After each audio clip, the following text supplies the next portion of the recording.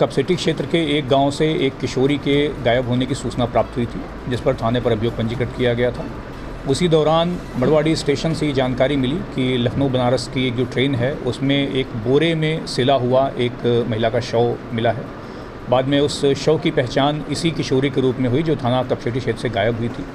इसके बाद जो अभियोग पंजीकृत हुआ था उसमें सुसंगत धाराओं की वृद्धि की गई और इसके सफल अनावरण के लिए जो थाना स्तर पर टीम है, जोन स्तर पर है, साथ ही जो क्राइम ब्रांच की टीम है, इन सभी टीमों को इसके अनावरण के लगाया गया। चूँकि घटना बहुत ही गंभीर थी, महिला अपराध से संबंधित थी, इसको तत्काल बहुत ही गंभीरता से लेकर के इस पर लगातार प्रयास किए जा रहे थे।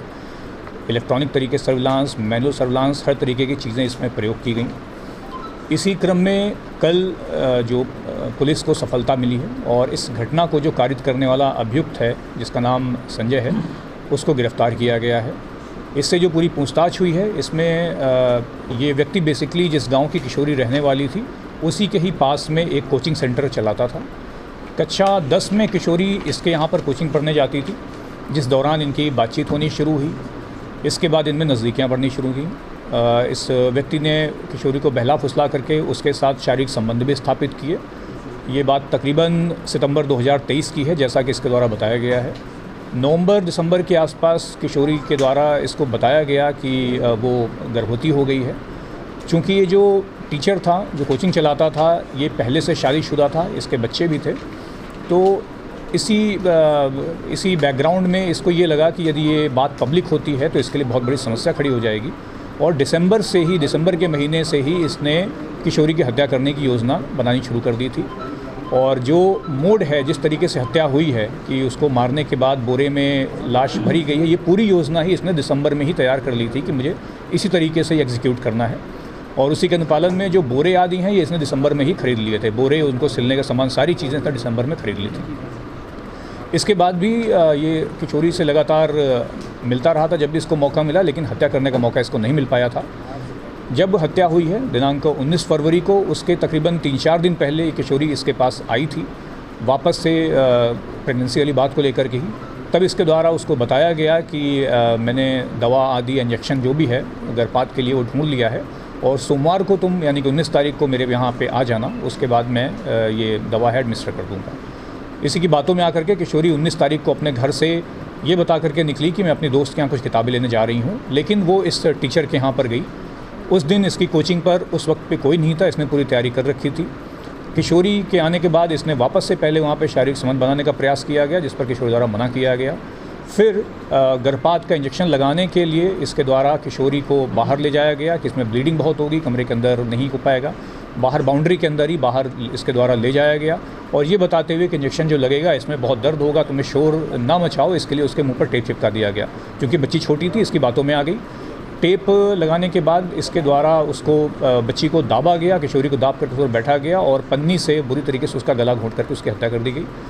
तुरंत ही जो इसने बोरे पहले से तैयारी करके रखी हुई थी, उस बोरी में बच्ची का शव भरा गया, उसको सिला गया और इसके बाद उसको शव को वहीं कोचिंग पर ही अपनी बाउंड्री के अंदर ही इसने रख करके छोड़ दिया।